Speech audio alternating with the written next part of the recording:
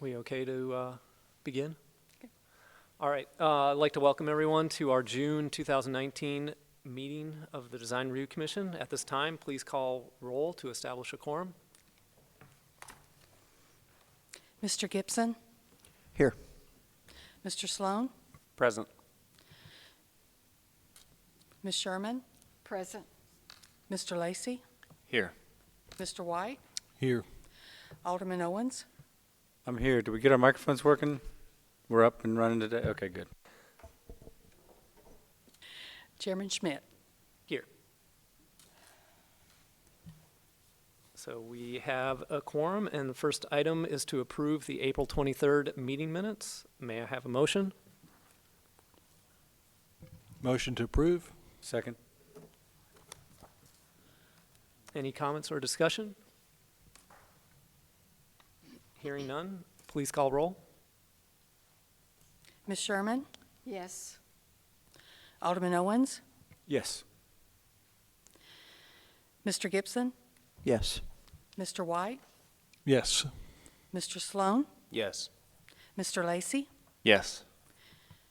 And Chairman Schmidt? Yes.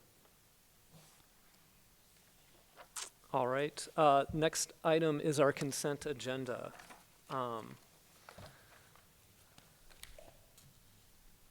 During our executive session, the final items have been moved to the consent agenda.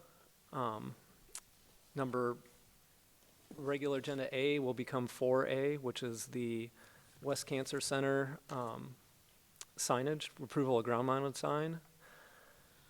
Item B will change to 4B, which is the Campbell Clinic approval of sign package. Number D will now be 4C, which is the Farmington Gates approval for a ground-mounted sign. Item E will now be 4D, which is the Bank of England approval of a ground-mounted sign. And finally, item G, which is now 4E, the learning experience for approval of Forest Hill Heights Plan Development final plan for a new child care facility. Mr. Chairman, Yes. item 4D, Bank of England mortgage, that will be approval of a ground-mounted sign as amended. That is correct. What the minutes reflect that. After reading all the consent agenda items, is there any commissioner or anyone in the audience that would like to have any of these removed from the consent agenda?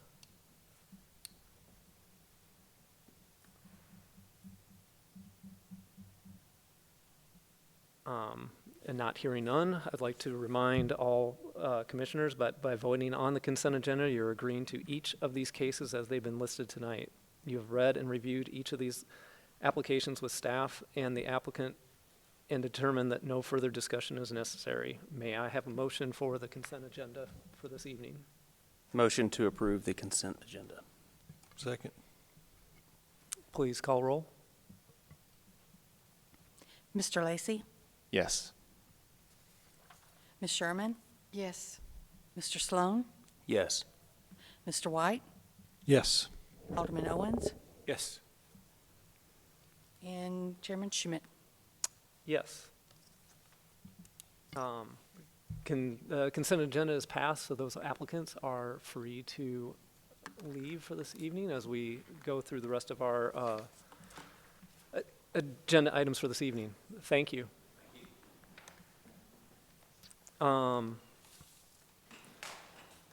Next on our agenda this evening is item C, the Trevere sign policy package approval.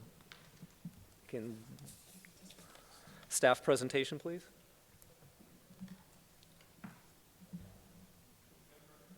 I guess. Technically, it would be 5A. Do we revise this as we go? Yes, thank you, Chairman. Okay, the item before you is a request for a sign policy for the Trevere development. The Trevere development is located on Poplar. It is in the Smart Code zoning district, the T6 and T5 zoning districts, just east of Kirby Road. The request before you is for a sign policy for the entire development. Let me pull up. Here is the site plan of the entire development. This sign policy would include signage for the existing office building, the hotel building that is currently under construction, and also for a proposed retail and office building. Different components of the proposed sign policy include the project directory ground-mounted sign that would be in front of the existing office building, as you see here. It is proposed to be 12 feet high. The applicant did also provide a version of the 16-foot high sign, as you see here. However, during executive session, this was discussed and said 16 feet high was not an option to be considered. The Smart Code zoning district sign regulations allow for a sign to be a ground-mounted sign to be up to 6 feet high. So one of the exceptions in the sign policy as presented is for this sign, which is 12 feet high. Per the applicant, a 12-foot high sign is more in keeping with the mass of the building. There is a mock-up of what a 12-foot high ground-mounted project directory sign would look like. This is the placement of the sign. And here you can also see where it is in relation to the corner. The sign has been moved back from where it was originally proposed to be out of the sight distance triangle for traffic. Other components of the sign policy include wall signage for both the existing office building and the proposed retail and office building, and also the hotel building. The existing office building here already has wall signage, as you see, with First Bank and MAA. This is included in the policy. And per the policy, this is the maximum allowable wall signage for this building. So no additional tenant wall signage would be permitted on this existing building. The building that has not yet been constructed, the office building, would be a combination of retail and office. This sign policy would allow for signage and this sign band here for each of the different tenants. The signage would be mounted on a micro raceway, as you see here. There would additionally be another project directory ground-mounted sign on this building. This is a rendering of what the building would look like, and this is the project directory ground-mounted sign. It is part of the building wall, and that directory sign would be specific to this building. There would also be a directional sign and for the development, and there would be blade tenant signs specifically for the Phase 4 building, which has not yet been constructed. The rear portion of the property consists of a hotel that is under construction. It is a two-part hotel, Hilton Garden Inn and Home 2 Suites. The colors that you see here are a more muted version of the corporate colors. At the DRC subcommittee, the traditional corporate colors were presented. The commission asked for more muted colors, and those are the colors that you see within this rendering here. Another portion of the sign policy that is asking for an exception is the total allowable sign area for this development, for this specific part of the development. This building has a facade that is just over 300 feet. Per the Smart Code sign regulations, per facade, a building can have 50 square feet total, and it is measured by half a square foot per linear foot, but the cap is at 50 square feet. As discussed at executive session, the maximum allowable signage for this facade would be 150 square feet. That is half of the 300 linear feet. However, the cap of 50 has been removed, and that is due to the massing of the building. So in reviewing this sign policy, it is in the Smart Code zoning district, and it has a warrant associated with it for the whole policy. Per section 23-745, any requested deviation from the Smart Code district's regulations must be granted by approval of a warrant. As we discussed, there are certain components of the sign policy specifically related to the ground-mounted sign, the height of the ground-mounted sign, and then also with the signage on the hotel building, the total allowable sign area. Those are some of the main deviations from the Smart Code. So in discussing this and approving this tonight, or considering it for approval, it will be the sign policy as a whole, and then also a warrant for deviations from the Smart Code regulations as related to signage. So that concludes staff's presentation. The applicant is here for a presentation and any questions you may have.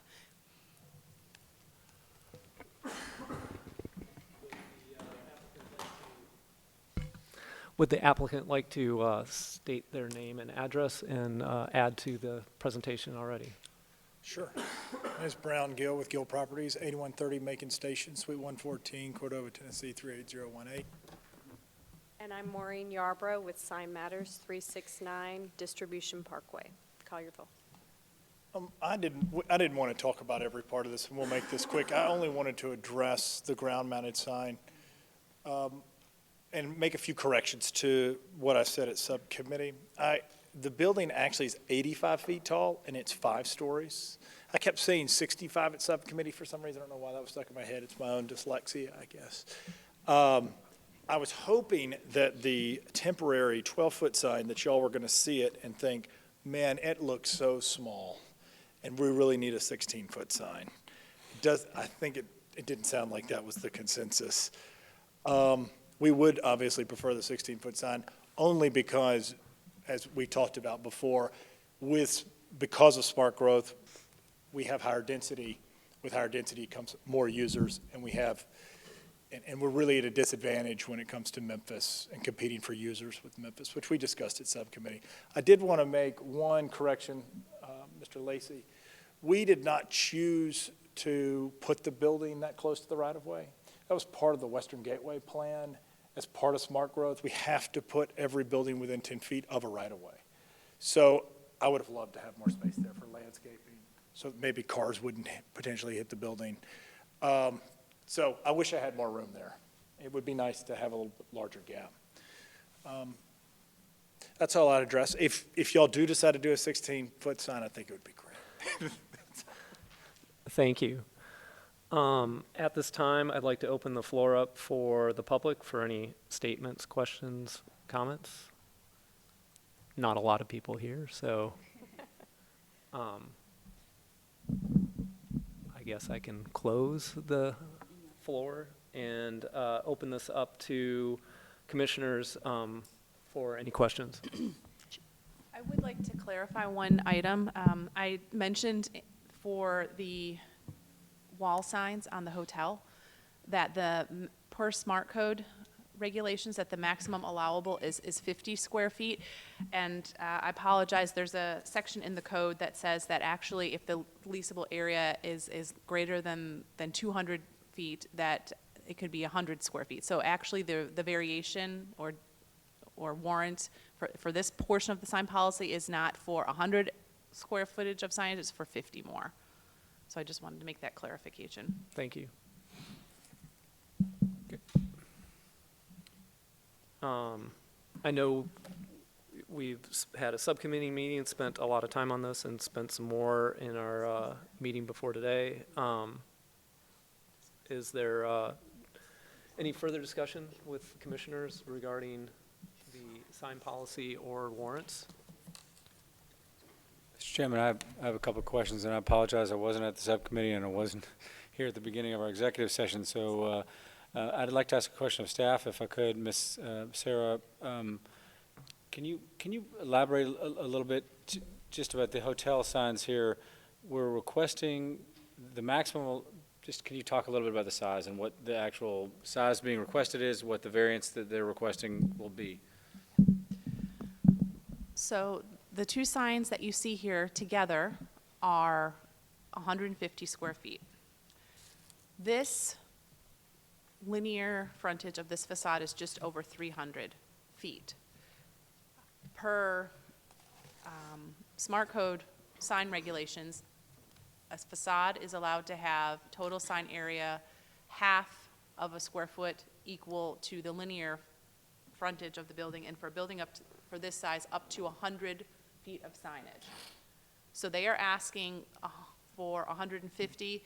This was discussed at DRC subcommittee that although they're asking for 50 more square feet of signage than would typically be allowed per Smart Code, it is in proportion to the building. And since this is 300 feet, half of 300 would be 150. Yes, it's over the cap of 100, but it's still in keeping with the intent of the ordinance of half a square foot to the linear frontage of the facade. So each of the signs is 75? No, I can't read. One is, the Hilton Garden Inn is about 70 some, and this is about 30. The Home 2 is about 30. Okay, I'm sorry, so, yeah, right, okay, so it's the 70th, all right, so 100 total. Oh, not 69, I'm sorry. My math was incorrect. So yeah, 69 for Home 2 and what, 70? It's 72.7. Okay. Okay.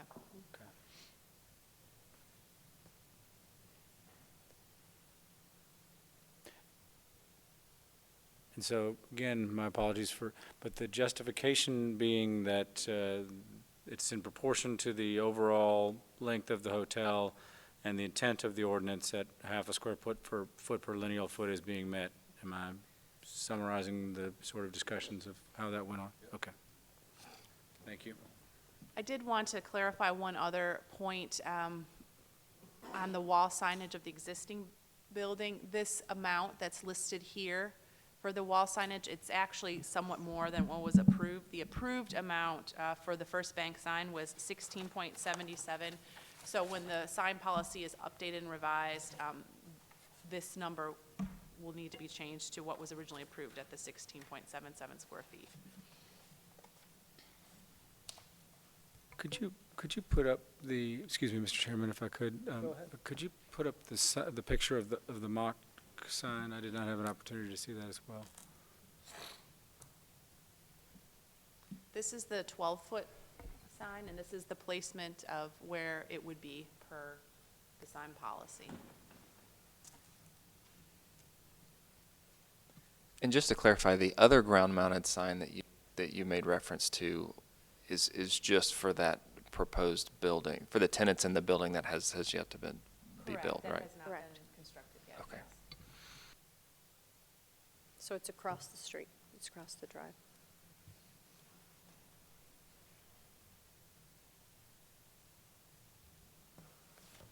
So originally, this was proposed further out, but because of the view angle, traffic view angle, that sign was pulled closer to the building than what was discussed during our subcommittee meeting, based on actually doing the mock-up in the field and adjusting that based on that mock-up. So that we could really make sure that the sight lines, so that you could see, you know, as you approached or as you were leaving the building. So you could see oncoming traffic, you know, you could see it both ways. So it kind of gave you that little peekaboo moment to be able to see that sight line.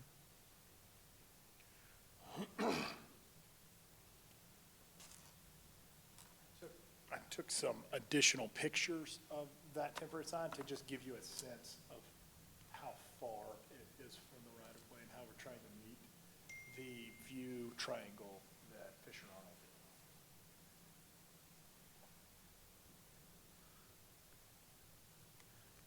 did. Do you have a site plan of the building in your pictures, by chance?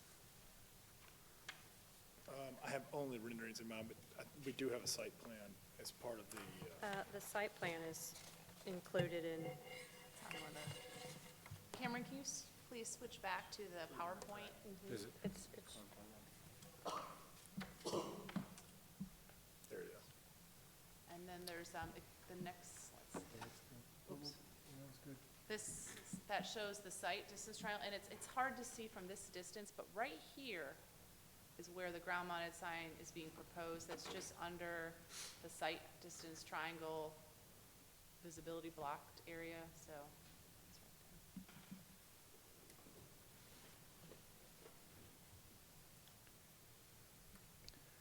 I won't apologize anymore, but this last apology, since I wasn't at the subcommittee, can you give me some rationale?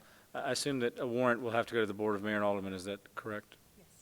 And so, some of you may be aware of what the climate is like on the board, and I'm not stating either way, but I'm gonna have to, they're gonna look to me to justify why the height, the additional height, and so could you elaborate a little bit about why you feel that the extra height is necessary? well, we felt that the extra height is necessary because the height, the size of the building and how close it is to the street, and allowing for more space for the tenants to be able to be seen. Also, you've got an office building right across the street. You've got the Carrefour that's just right down the street. Those both have taller signs right, in front of those. So in order to, be in line with what's around there, and I think if we put a 6-foot sign in front of this building, it really doesn't look like it would make sense. Well, let's talk about, I'd like to talk about the market. So, right now, we're at 70%. I have 3 tenants. The second floor is vacant. It's a 30,000-foot floor plate. There are no 30,000-foot users. The last one that came and looked was a 20,000-foot user. It was Lucite. They're an international glass company, auto glass company. They want signage on Poplar, and they chose to go into Memphis. They asked where our sign was going to be, and we told them we didn't have one approved. So it's a top 3 priority. What's the rent? What's the available space? And where's my sign going? Right now, we cannot compete against Memphis. We can't compete against the Hertz buildings across the street where Duncan Williams is, or even the Highwoods buildings, or Triad down the street owned by Highwoods, or the Crescent Center. So they have the signage. They can put a sign on Poplar. And those companies, when they're wanting, we're not talking to 2,000 and 3,000 and 4,000 footers. We're talking to 10 and up. We're looking for one company that would go on the second floor. So I need that space. That's first. So market conditions. Secondly, I don't have an agreement with Sonny, the hotel developer from Jackson, Mississippi, but I felt like putting the investment that he's made in Germantown, I think deems him having some signage on Poplar. I need the room to do that and give it to him. I don't have to, but we felt that with the level of investment he's making in Germantown, that he needs Poplar signage. So I need room to do that. And then we also, as you know well, especially as a planner, with density comes more users, and we've got to be able to have signage to put those users. So, for instance, when we originally started talking about this, we were looking, actually maybe asking for 2 pylon signs, but we didn't like the way that looked. So that's when we actually worked with your very excellent staff, and I think their original idea was to come up with 2 different types of signs on each building. We integrated the other one into Phase 4, and we could have 6 to 8 users just on the ground floor of Phase 4, but that'll have its own dedicated signage. We're not having to squeeze them onto this sign. It's also going to be made out of the exact same material, so the same masonry that's on the building and the same color of the mullions is the metal. It looks a little brown in these renderings, but it's not. It's much more metallic than it is, or champagne color than it is brown.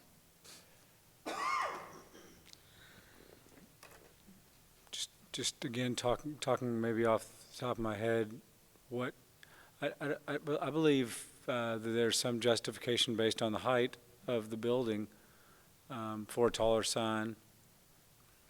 I wish we had contemplated that when we created the ordinance to begin with. I think that whatever we do here, you know, we're coming with Care For, and we're coming presumably with the rest of this Western Gateway, and so whatever happens is setting that precedent for the future. And I'm not saying that's bad or good, I just want us all to be aware of that. Well, and Alderman Owens, I think you've been through this many times. I mean, you were instrumental in smart growth, you were instrumental in the Western Gateway yourself. The fact that Care For has a 12-foot sign and the building is set probably 100 feet from the right-of-way, and we're set 10, I think that scale is something that you brought up that I think is really important. At the top of our parapet, we're at 85 feet, and we're 10 feet from the right-of-way. I would guess that the Cannon's building, Care For, is probably over 100 feet, and it's no more than 2 stories. It's probably about 30 feet at the highest, and they have a 12-foot sign. They also have less, I think that when the whole project's finished, they're probably going to end up having less, not their currently proposed project, but their current project that's there, well, that we will ultimately have more tenants on this site than they will at Care For, I'm hoping, with the retail and office project complete. Well, I mean, obviously, their sign is grandfathered in from some previous approval, correct? Well, it was a big debate at the time about whether to provide the 12-foot sign to Care For, and I think they made a successful. When was that constructed? I don't know. They came back and got that sign, but I've heard references to that, to how long that debate was and about how hard of a decision that was to make. Yeah, I mean, ultimately, I mean, the hope is that that would be redeveloped and that their building would be, you know, have some more proximity to the street similar to yours. Anyways, I've taken up enough time jabbering. But have you gotten all your questions answered? I have a question for staff. Will they have the ability to split these panels? So, for example, would one day they be able to make the MAA panel 2 panels? Or are they confined to just 1 tenant per panel? I'm going to defer to the applicant on that. I don't see us splitting panels. I don't disagree that we may need more panels one day, but I don't see us splitting them at this point, no. These are big tenants that are going to go on the side. Right, and like I think we said at subcommittee, a 4,000-foot tenant's probably not making it on the sign. right, and the 2 hotel concepts are the same tenant, which is why that's that way. True. Well, that technically could move to your other sign if needed in the future. If needed. Does the sign policy specify a square footage or no? It calls out the tenant panel size as shown for JP Morgan and First Bank, so that is the size of the panel that's in the sign policy right now. So it's really not based on I mean, it's just based on the size, how many you can, and that's your decision, I suppose, as to.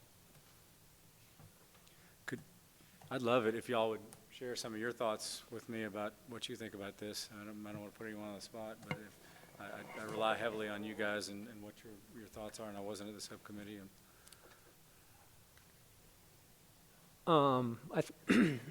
Just speaking for myself, it seemed, in terms of the design effort and the overall direction this was going, was trying to make the best of a difficult situation in terms of trying to provide the developer with more signage in a very limited area at this point, in working, just because of the angle of the building and the angle of the street and not a lot of green space to work with. So it was trying to meet an objective and still be cognizant of the design and the materials of what they were doing. Now, I think we all know that this has to be better incorporated into smart growth, and to a certain degree, you know, it's one thing in terms of a 2 or 3 story building that's on Exeter with signage, but when we're dealing with a 6 story building that's, you know, you can count the inches in terms of from the main right-of-way. It makes it a little difficult. And with the signage as well, in terms of just the sign policy on the building itself. And so this was kind of trying to be as clever and clean as possible to provide some additional signage to meet and compete for additional tenants.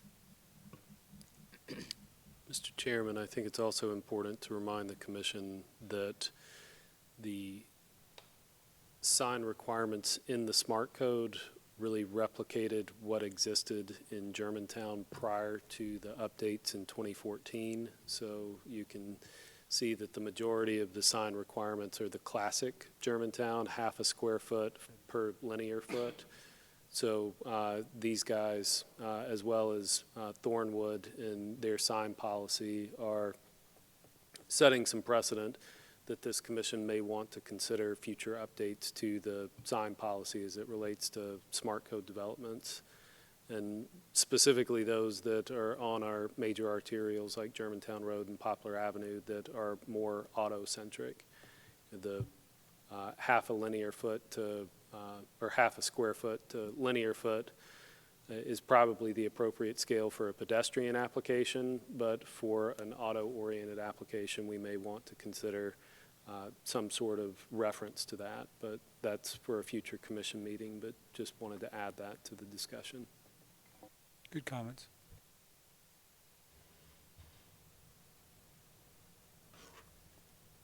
Any other discussion? Otherwise, I would entertain a motion. I have a motion to approve a sign policy for Trevure, subject to the commission's discussion, staff comments, and conditions in the staff report, and the documents and plans submitted by the applicant. Second. And as a reminder, we have a two-step approval. This first one is for the sign policy. The second will be for the warrant. Call roll. Mr. Sloan? Yes. Ms. Sherman? Yes. Mr. Lacy? Yes. Mr. Gibson? Yes. Alderman Owens? Again, this is for the policy. We're not approving the warrants for the height or the size of the signs and with this motion. I vote That's yes. correct. Yes. Mr. White? Yes. Chairman Schmidt? Yes. And Now you want to do the warrant? yeah, so an entertain a motion for the warrants for the Trevere sign policy. Yes, the proposed motion for the warrant to approve a warrant from Article 7, Division 8 of the zoning ordinance to allow the sign approval as prescribed by the sign policy for the Trevere plan development.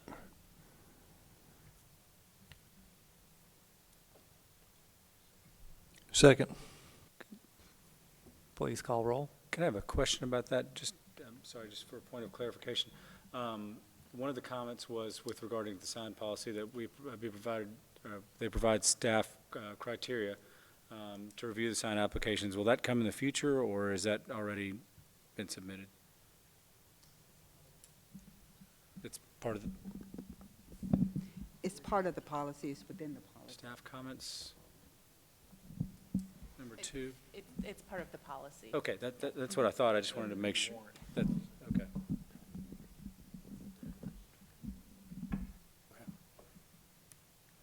Ready? Right, we got our second, so please call roll. Mr. White? I'm going to vote for it, and the reason why I want to make clear is that this policy still is consistent with the intent of the code and the spirit of the code, and in keeping with the scale of the sign compared to the building. I'll be voting yes. Alderman Owens?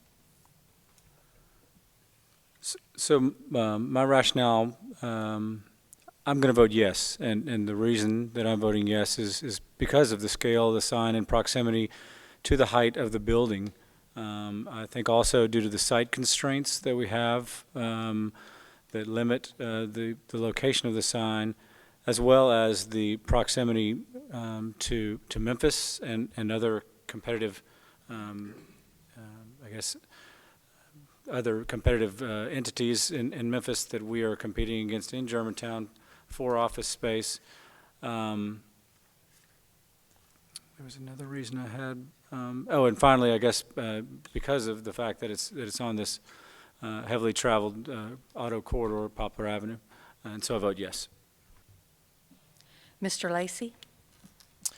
I'm going to vote yes for the same reasons I kind of presented before. I do want to note that I hope in the future that we do make at least some room or some movement when we're in the planning process to where we're not kind of put into this predicament where, because I do think there are some valid concerns with the ground-mounted sign on Poplar.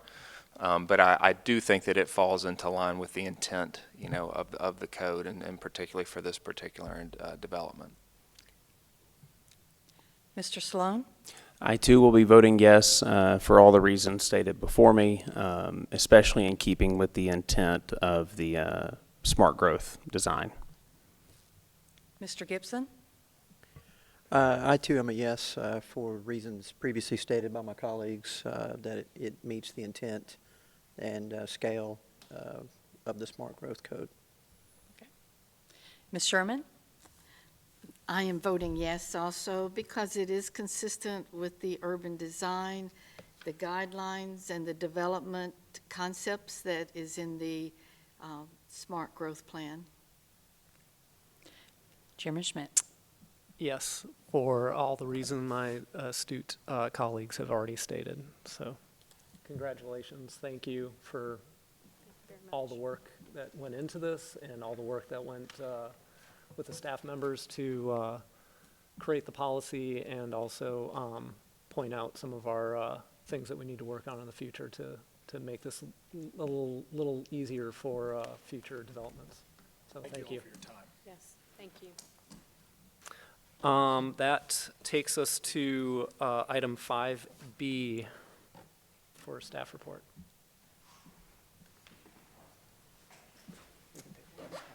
Thank you. The item before you is Stansell Square.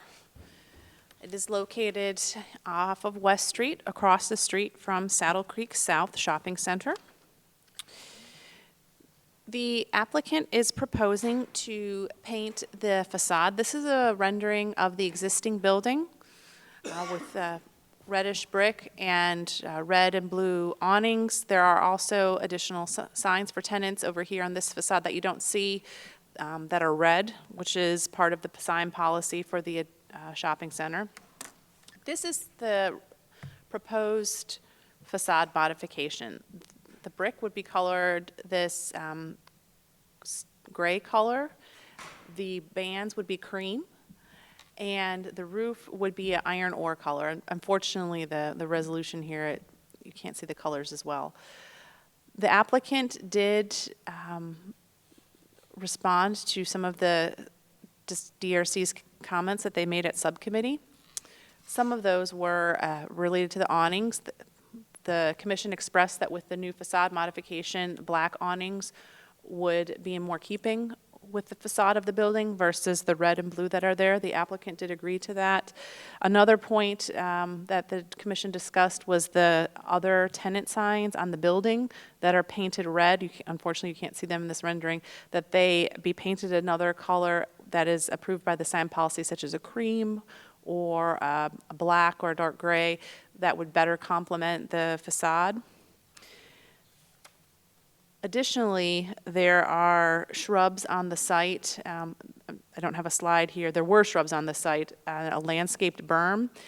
Those shrubs were removed as they had been dying, and there is a large landscaped bed that is currently barren per the applicant that will be covered with sod. And per the applicant, due to the mature trees that are in the landscape berm, bushes are not recommended in that area, that it be sodded over instead. So those are the main components of the facade improvement. The applicant is not present tonight, but if you have any questions, please let me know and I will try to assist. Thank you, Sarah. With the additional questions that we have that came up during the executive session, and also the landscape issue in terms of response to his letter, and him, no representative being here, do I need to make a motion to table it, or?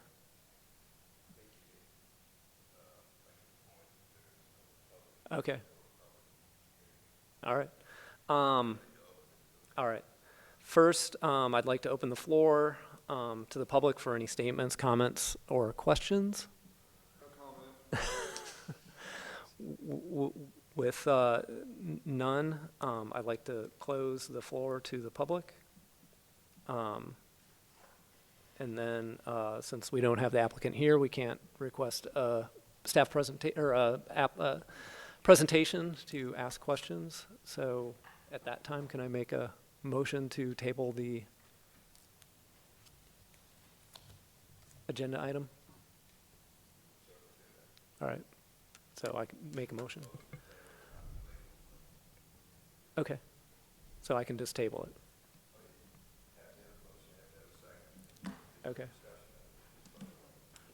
All right. Can we, So I would like to make a motion to table this item. Second. Call roll. Mr. White? Yes. Mr. Sloan? Yes. Alderman Owens? yes. Mr. Gibson? Yes. Mr. Lacy? Yes. Ms. Sherman? Yes. Chairman Schmidt? Yes, thank you. I don't believe we have any old or new business according to the agenda. If that's correct, meeting adjourned.